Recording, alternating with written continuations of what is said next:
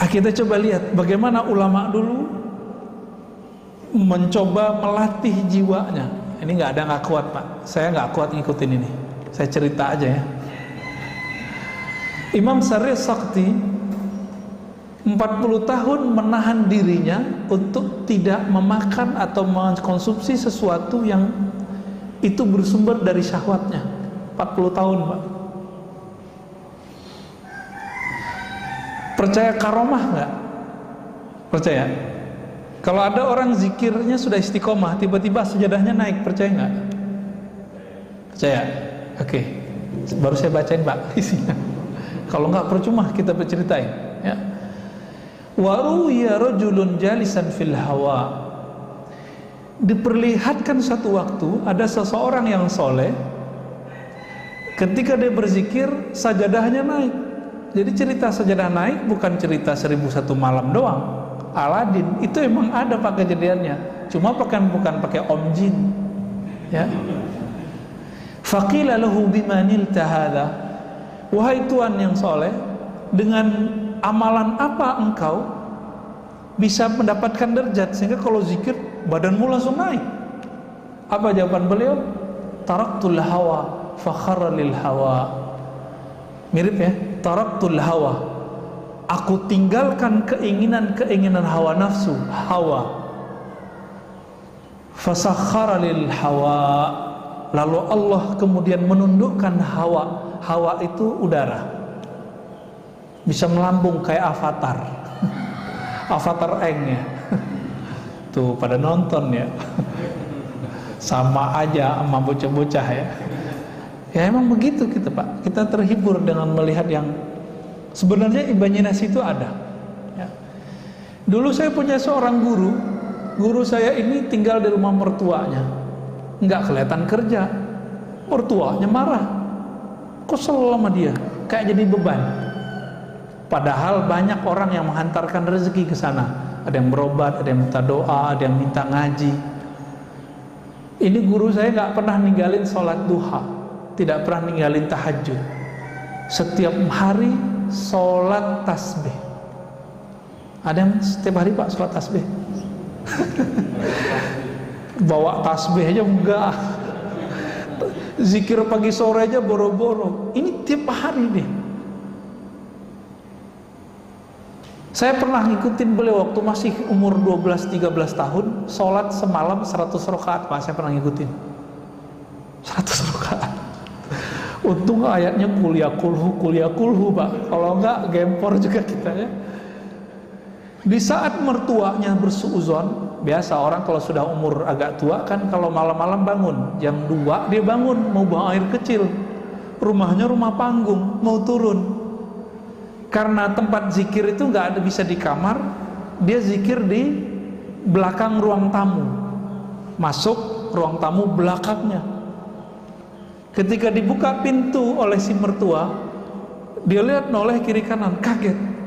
Pas ngeliat ke kanan, itu sajadah udah nyundul ke atas kepalanya. Jadi kepala orang yang duduk di atas sajadah. Pas dilihat siapa? Dikira hantu Pak. Ternyata mantunya. Mau pingsan. Semenjak saat itu dia nggak berani lagi menyindir, ya, ngata-ngatain. Di kampung saya itu kata-kata sindiran itu betul-betul dahsyat, ya.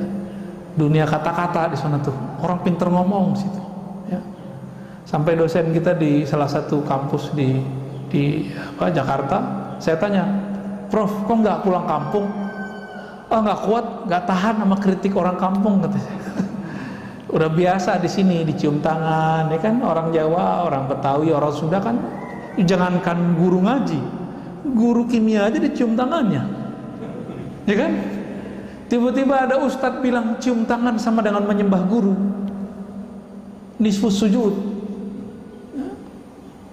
Dia nggak ngerti budaya, dia coba akal-akalin budaya orang dengan pemahaman yang dangkal. Nah, ini yang kemudian jadi panutan orang hari ini. Nauzubillah min dzalik. Jadi ini kejadian Pak. Kejadian ada sajadah naik. Tinggal dia jalanin aja tuh sajadah sebenarnya. Ya.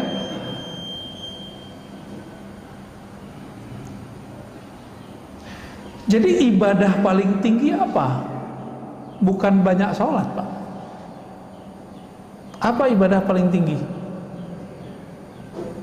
Zikir enggak juga. Ibadah paling tinggi melawan hawa nafsu. Itu ibadah paling tinggi. Kalau sudah sanggup sampai ke sana, maka ruhnya kemudian merdeka. Jadi bagaimana cara memerdekakan ruh? Lawan hawa nafsu kita. Itu ibadah badan, ibadah jiwa. Tapi ada ibadah lain, yaitu ibadah ruh. Kalau ruh, ibadah tertingginya apa? Bermakrifat kepada Allah, mengenal Allah Subhanahu wa ta'ala. Itulah sebabnya kenapa orang ngaji satu bab ilmu itu lebih afdol daripada sholat 1000 rakaat. Karena bisa jadi yang sholat 1000 rakaat tidak mengenal Allah, sedangkan yang ngaji cuma satu bab membuat dia mengenal Allah. Ini nanti syuruk nih. Antum yang belum paham juga pasti sholat syuruk duluan, gak mau dengerin ngaji, tinggalin aja. Nanti coba kita lihat aja, Pak. Udah jelas ini lebih afdol dari 1000 rakaat, masih kejar 2 rakaat syuruk. Katanya Ustadz, itu haji dan umrah sempurna. Lah itu kan hadis nggak sahih. Yang sahih kan ini. Itu hadis paling tinggi cuma hasan li ghairihi. Nggak sampai Pak sahih.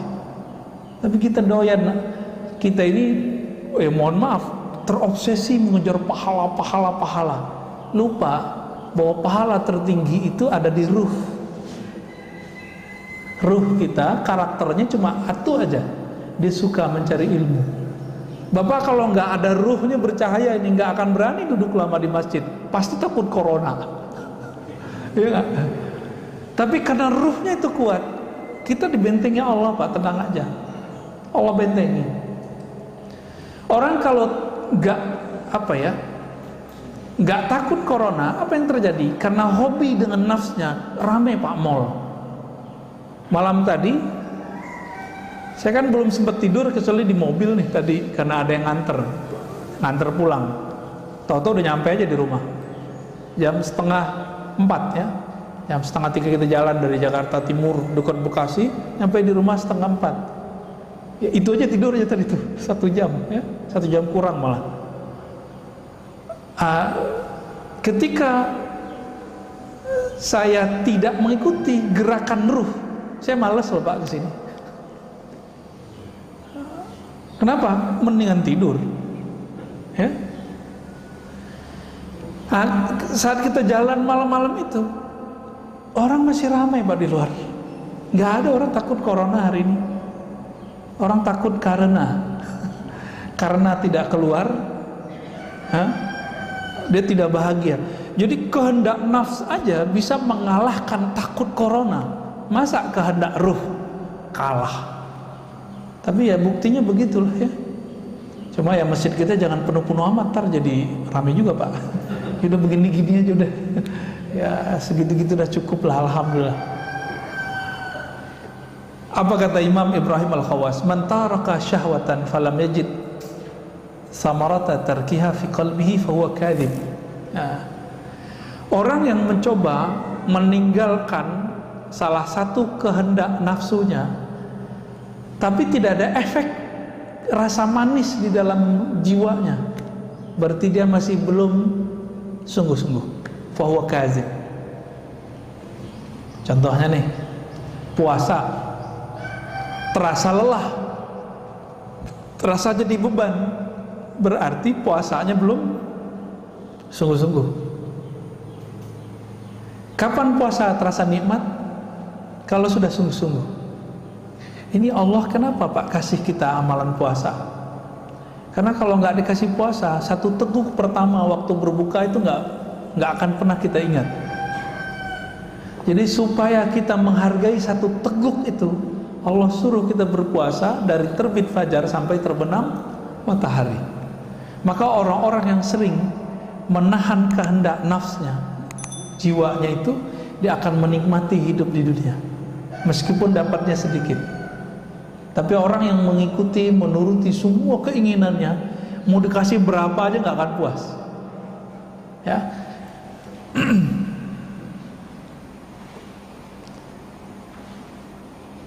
Maka beliau mengatakan, ya, khalif nafsaka fi hawaha, maka berselisihlah dengan jiwamu sebagaimana dulu, ya, para nabi menyelisihi jiwanya. Jika tidak, maka seperti moyang kita, Nabi Adam itu tertarik mencicipi buah larangan itu kan karena Hawa, bukan Siti Hawa, ya. Hawa, H besar. Jadi nggak usah disalahkan Hawa. Itu memang Nabi Adamnya penasaran gitu. Tapi itu semua skenario, ya. Skenario, kenapa? Sebelum itu terjadi, Allah sudah ngomong, Allah sudah sounding kepada malaikat. Hai para malaikat, aku hendak menjadikan khalifah di muka bumi. Lalu dibuatlah skenario perseteruan antara setan, iblis dengan Nabi Adam. Jadi kita nggak perlu menyalahkan Nabi Adam seperti yang terjadi dalam agama-agama lain, ya. Nggak usah, Pak, santai aja kita, ya. Kalau nggak begitu kita nggak akan tahu masjid hari ini, ya. Kalau nggak begitu kita nggak tahu apa nikmatnya tahajud. Nikmat nggak tahajud? Nikmat. Nah, kalau yang udah ngerasa nikmat tahajud, berarti udah berhasil meninggalkan nikmatnya tidur, syahwatnya tidur. Kurangi syahwatnya tidur, rasakan nikmatnya tahajud. Kurangi syahwat makan, rasakan nikmatnya makan, ya. Kalau zikir itu enaknya mata dipejamkan atau dibuka? Dipejamkan. Dibuka apa dipejamkan? Dipejamkan. Kenapa? Semakin saya membuka, maka terganggunya banyak, Pak. Nah, untuk menikmati pandangan batin, tutup mata sejenak. Gitu caranya, tekniknya, ya. Banyak teknik-teknik dalam berzikir. Nah, di sini sangat banyak butuh-butuh beliau, ya. Dan beberapa sudah saya sebutkan tadi. Dan beliau tutup dengan ayat, ya ayyatuhan nafsul mutmainnah. Surat apa itu? Surah Al-Fajr bagian akhir. Wahai jiwa yang tenang, irji'i ila rabbiki radiyatan mardiyah. Langsung dapat undangan dari Allah. Pulanglah kamu ke sisi Rabbmu dengan rasa ridho dan diridhoi meskipun masih di dunia. Mereka yang disebut wali, Pak. Jadi wali Allah itu minimal dia radiyah mardiyah. Fadkhuli fi ibadi. Lalu masuklah kamu ke dalam daftar hamba-hambaku. Maka wali-wali itu dia didaftarkan namanya di langit, ya. Itulah sebabnya wali-wali itu nggak pernah kesepian walaupun terlihat sendiri, ya. Wadkhuli jannati, masuklah ke dalam surgaku, ya. Cuma kan Nabi mengatakan Allah Ta'ala menciptakan neraka, surga. Lalu Jibril disuruh melihat surga, lihat neraka. Lalu Allah bertanya basa-basi, Jibril, menurutmu surga gimana? Apa kata Jibril? Hadis ini sahih, ada di riwayat Imam Nasai. Ya Rabb, seandainya orang tahu apa isi surga, maka tidak ada yang akan lari darinya, pasti mengejar surga. Ditanya lagi, kalau neraka gimana? Maka pergi dia ngeliat neraka, balik. Ya Rabb, seandainya orang tahu isi neraka, maka tidak akan ada yang berani mendekatinya. Lalu Allah ciptakan pada surga dikelilingi dengan hal-hal yang tidak disukai oleh jiwa kita, nafs kita, disebut makarih. Wa huffatil jannatu bil makarih. Maka surga Allah balut dengan hal-hal yang tidak disukai oleh hawa nafsu. Wa huffatin nar bisyahawat. Lalu Allah balut, Allah hiasi neraka itu dengan syahwat-syahwat, keinginan-keinginan rendahan. Lalu Allah tanya lagi Jibril, apa kata Jibril? Ya Rabb, kalau begini balutan surga, mungkin gak ada yang sanggup memasukinya. Ngelihat langsung pergi. Dilihat lagi neraka, apa kata Jibril, ya Rabb, kalau begini nggak akan ada yang selamat. Tuh bahaya nggak Pak? Jadi kalau bukanlah karena rahmat Allah pada diri kita, kita nggak selamat. Jadi walaupun kita sekarang taat atau apapun, jangan pernah merasa diri kita yang taat. Semuanya rahmat dari Allah. Bisa keluar dari maksiat itu karena rahmat bukan? Atau karena kita hebat? Saya yakin bukan karena kita hebat Pak. Sehebat-hebat orang, sehebat-hebat Barsisa. Barsisa itu tadi sama. Itu zikir ngawang deh. Karena saking terkenalnya si Barsisa ini, maka datanglah banyak jamaah. Udah nggak muat kata Barsisa, ente duduk di atas. Dulu belum ada lantai 2. Di atas itu maksudnya apa? Berlapis-lapis Pak. 1, 2, 3 sampai kemudian ke bagian yang tinggi. Apakah dia waliullah? Belum tentu. Kenapa? Karena dia merasa begitu, merasa taat dengan riyadhahnya, latihan-latihan dirinya, maka dia tidak jadi kekasih Allah. Kalau dia kekasih Allah, pasti Allah selamatkan ketika maksiat. Terjebak maksiat nggak Barsisa? Terjebak. Kita ini kan tidak ada yang terjamin nanti nggak maksiat, benar kan? Maka mintalah rahmat Allah. Maka Nabi berdoa, nih silakan diamalkan doa ini Pak. Allahumma rahamni bitarkil ma'asi. Ya Allah, rahmati aku, sayangi aku dengan meninggalkan maksiat. Setiap hari sekali aja baca doa ini. Allahumma irhamni bitarkil ma'asi. Kalau bukan karena rahmat Allah, kita nggak sanggup meninggalkan maksiat. Berarti bisa taat karena rahmat Allah juga. Inilah hakikat kalam Nabi. Tidaklah masuk surga seorang kamu kecuali dengan rahmat Allah. Ya. Alhamdulillah Rabbil Alamin. Kira-kira itu Bapak Sulmakan Allah kajian kita. Ada yang mau didiskusikan?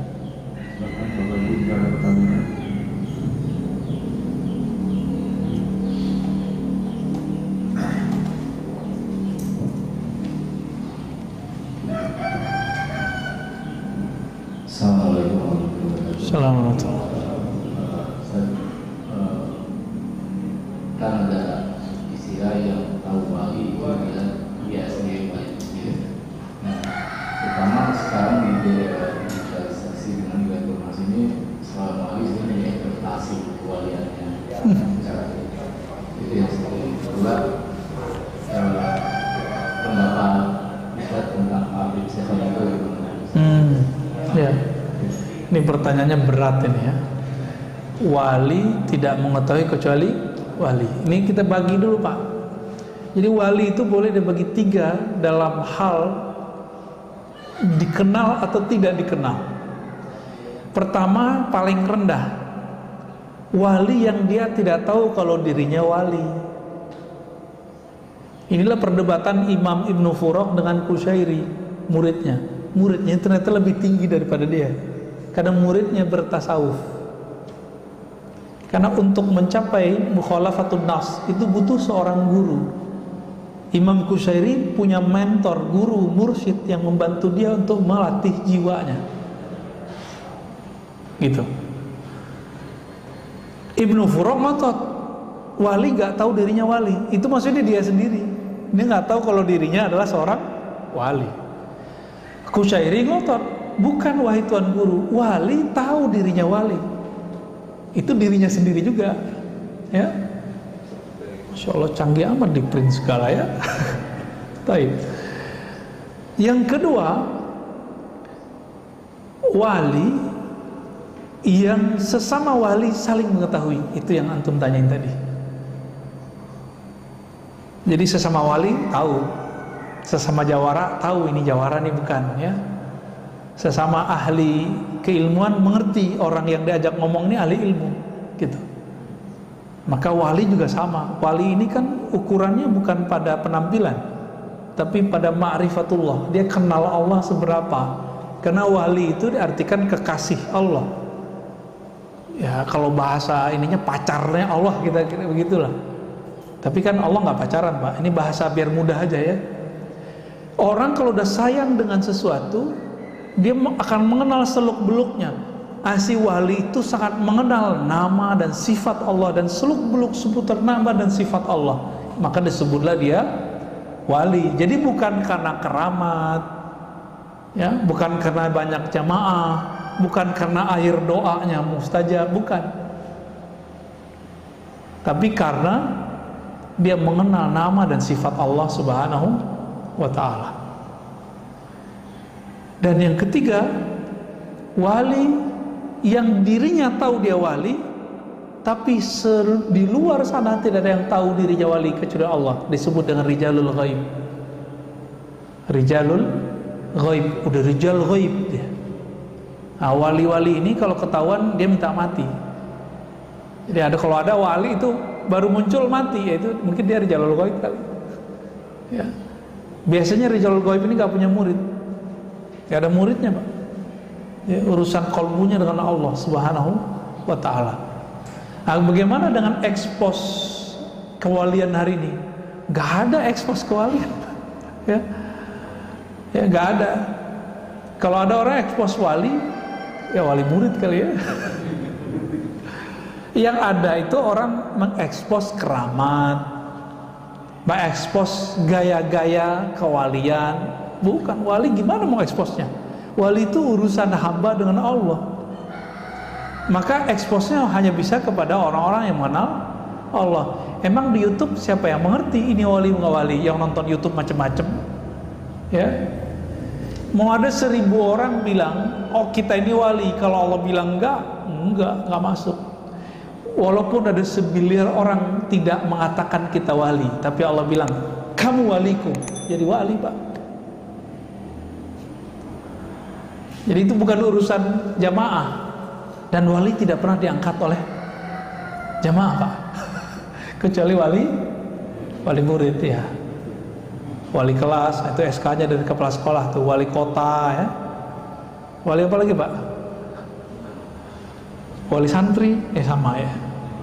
Wali nikah, wah asik juga tuh. Baik. Bagaimana dengan Habib Syekhon ya? Habib Syekhon itu, jadi teman-teman, wali ini ada yang mencapai kewaliannya dengan cara suluk, thariqah. Berlatih, Allah angkat. Ini suluk namanya. Nah, orang begini biasanya jadi kiai mursyid. Tidak semua mursyid wali loh, Pak ya. Kalau Habib Syekhon itu masuknya ke majzub. Nah, itu thariqah kedua. Jadi diangkat jadi wali karena Allah yang mengambilnya. Jadi dia ditarik, maka disebut majzub. Nyampe di Jawa majdub. Ya, yang benar majzub, ya, pakai za. Ditarik oleh Allah. Nah, orang-orang majzub ini setiap saat Allah memandang kalbunya dengan cinta. Dan orang ini kalau sudah begitu, maka muncullah kegirangan di kalbunya. Di saat itulah terjadi keanehan-keanehan. Tergantung nanti karakter nafsiyahnya gimana dulu. Barangkali Habib Syekhon maksud sana. Jadi jangan antum bilang beliau Habib gila, jangan. Itu buruk adab tuh. Yang bilang dia gila, saya khawatir ntar keturunannya ada yang gila. Karena menyakiti seorang wali. Hati-hati ya. Itu Habib Syekhon. Sama dengan Habib Ja'far Allahyarham, sudah meninggal, Al-Kaf ya. Benar, Al-Kaf ya. Itu sama, masuk ke sana tuh. Dikasih panggung lagi sama teman-teman kita santri ya. Itu nggak jelas tuh, Fatihah, itu aja nggak jelas. Tapi bagi dia tuh jelas, bagi kita nggak jelas. Kalau datang sadar biasanya dia ngomong kayak orang biasa. Nah, ini namanya ahwal. Jadi ahwalnya kalau datang, ahwal itu artinya kondisi-kondisi rohani yang dia tidak bisa nahan. Kalau Wan Sehon apa yang terjadi pada beliau? Nyoret-nyoret, Pak. Yang biasa dicoret mobil tuh, orang-orang yang cinta sama mobilnya dicoret-coret mobilnya sama dia. Ya kan? Ada yang dicoret bajunya. Berarti orang ini suka atribut. Jadi ada organisasi tertentu datang ke beliau sowan, dicoret Pak simbol-simbolnya, karena beliau tahu berhala di dalam kolbu orang ini adalah simbol-simbol itu. Ada yang berhalakan tadi apa? Mobil, ada yang rumah. Rumah aja Pak dicoret-coret sama dia. Nah itu kalau Habib Syekhon lagi datang ahwalnya. Ahwal tuh nggak selalu buruk, ada yang baik. Ada saya ketemu wali, kalau datang ahwalnya ini belanja mulu. Kalau dia nggak begitu Pak, bisa gawat ya. Kalamnya nanti bisa kemana-mana. Ada yang diem aja ya. Kalau datang ahwal dikunci pintu dia diem aja. Ada juga yang begitu. Ya wallahu taala alam. Pertanyaan ya yang Ustadz izin bertanya, bagaimana dari Bu Dewi Yespita, bagaimana cara melawan rasa ngantuk yang sangat kuat saat tahajud walaupun sudah berwudu berulang kali? Ya gimana nih? Tidurnya lebih awal, betul. Tidurnya lebih awal itu satu. Yang kedua, kurangi karbo. Karena karbo itu isinya gula. Kalau dalam tubuh ini banyak gula, glukosa, kita bawaannya tidur terus. Coba mulai konsumsi sehat. Indonesia termasuk nomor 1 pada nomor 2 terbesar di dunia penyakit gula. Karena karbo Pak. Jadi kalau bukan nggak makan nasi, nggak makan namanya. Coba itu dibuang deh, ya. Kalau nggak makan nasi, nggak makan, buang pikiran itu. Emang makan itu doang, ya? Kan bisa buah, ya kan? Bisa macam-macam. Itu nafsu yang ngomong itu, nafsu yang dijadikan tradisi, nafsu yang dijadikan doktrin. Nah, jangan ngomong begitu. Roti juga hati-hati loh Pak, ya. Roti karbo tuh. Jangan banyak-banyak, dikit aja. Dan yang ketiga, hindari maksiat batin. Maksiat batin paling bahaya. Sombong, emosional. Nah, pengalaman saya, kalau saya emosi Pak, siangnya, malamnya pasti telat bangun. Udah mepet-mepet ke subuh baru bangun. Itu berarti siangnya saya marahin anak saya, atau marahin istri saya Pak. Atau kesel sama tetangga mana gitu ya. Atau kita jalan dibela orang, kita balas ngebel orang, itu ngefek semua. Bukan masalah ngebelnya, tapi di sininya nggak beres. Karena di sini nggak beres, ruh kita kelelahan. Karena dia kelelahan, jiwa kita juga kecapean, dia butuh rehat, tidurnya jadi panjang.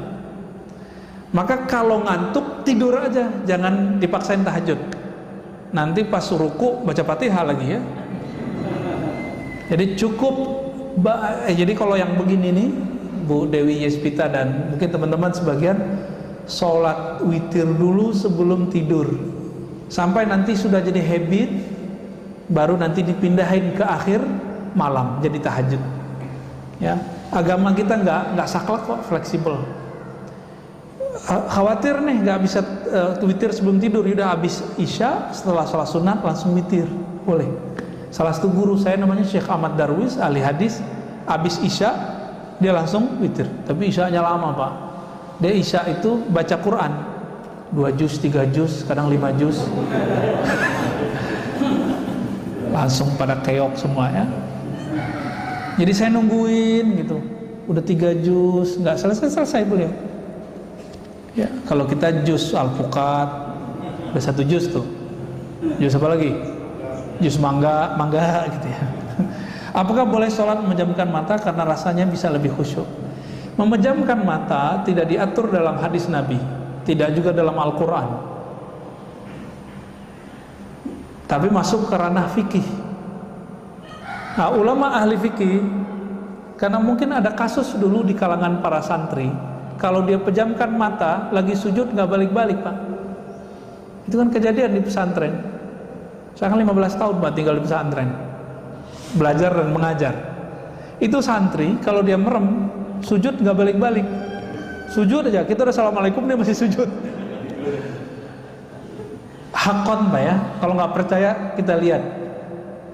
Anak bapak jangan-jangan yang pesantren begitu juga. Atau jangan-jangan bapak-bapak ini pernah begitu. Ya. pernah ngantuk pas Ramadan tuh subuh-subuh nggak balik-balik pas sujud. Ya. Itu terjadi. Ya. Jika memejamkan mata membuat tambah syahdu, tambah fokus, maka boleh memejamkan mata. Tapi jika memejamkan mata membuat pikiran kita kemana-mana, maka makruh. Itulah makruh hukumnya. Jadi jangan saklek. Yang paling lucu ada seorang syekh, ya, saya nggak usah sebutnya. Bagi dia memejam mata meniru agama lain. Padahal ada hadisnya.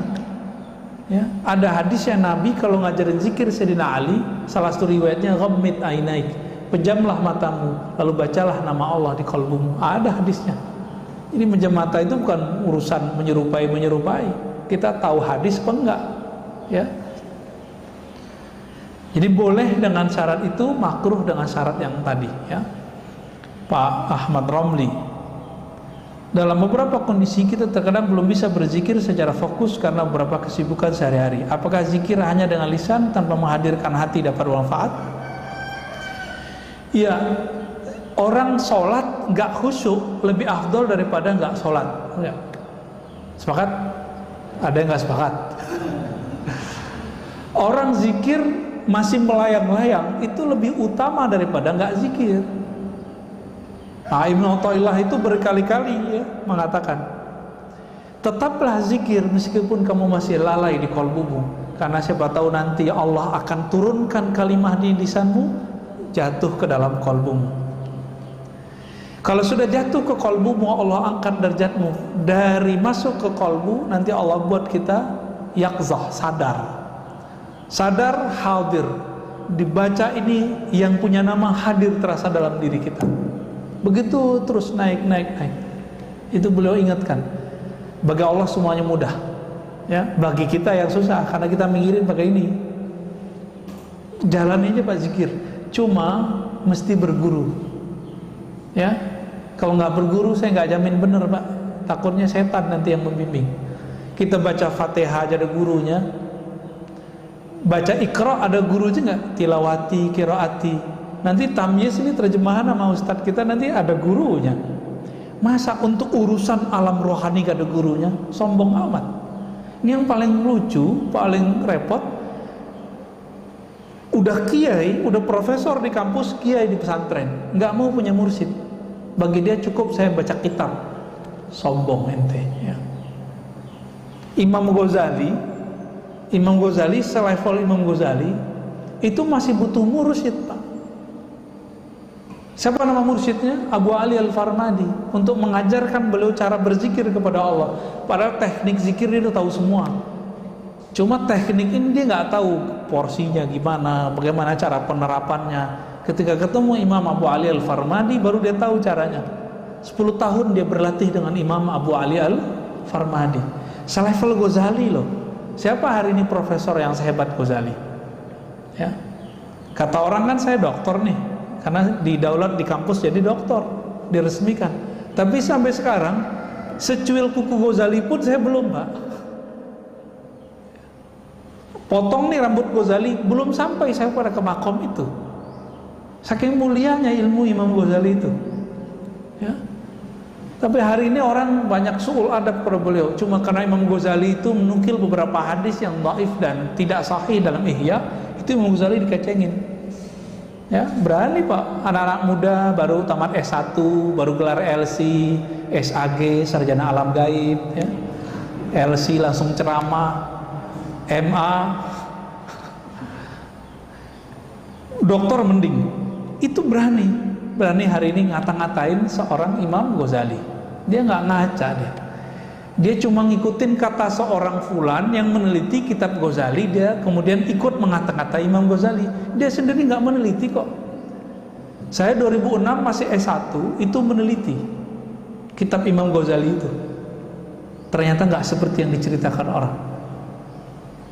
Pas dia teliti, nggak nyampe 100 hadis palsunya, nggak nyampe 50 bahkan. Ada sumbernya semua. Cuma si pengarang-pengarang setelah beliau nggak ketemu riwayat itu, ketemulah 300 hadis tidak ada sumber.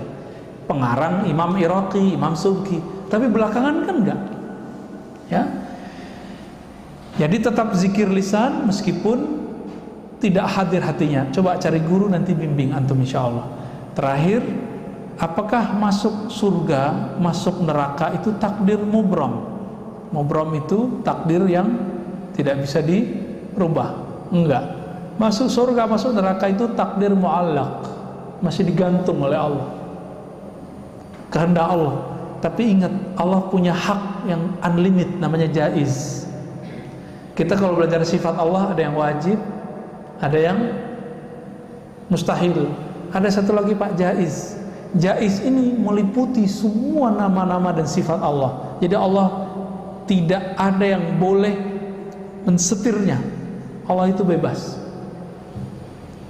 Nah, maka dikatakan dalam hadis yang Ibnu Mas'ud, ada orang beramal seperti amal ahli surga, tapi telah ditetapkan di sisi Allah dia beramal dengan ahli neraka, mati masuk neraka. Ibnu Daqiq al-Id menemukan apa sebabnya, urusan kolbu. Jadi dia taat baru di zahirnya, belum taat sampai ke dalam kolbunya. Nah, kita meminta kepada Allah, semoga kita yang hadir pagi ini, yang mengikuti kajian ini, baik dekat ataupun jauh, termasuk orang-orang yang mampu mengendalikan hawa nafsu kita dan mendapatkan rahmat dari Allah. Pendosakah kita, taatkah kita? Semoga rahmat itu selalu bersamai. Amin ya rabbal alamin. Wa sallallahu ala nabiyina Muhammad, subhanakallahumma wa bihamdika, asyhadu an la ilaha illa anta, astaghfiruka wa atubu ilaik. Wa sallallahu ala nabiyina Muhammad walhamdulillahi rabbil alamin.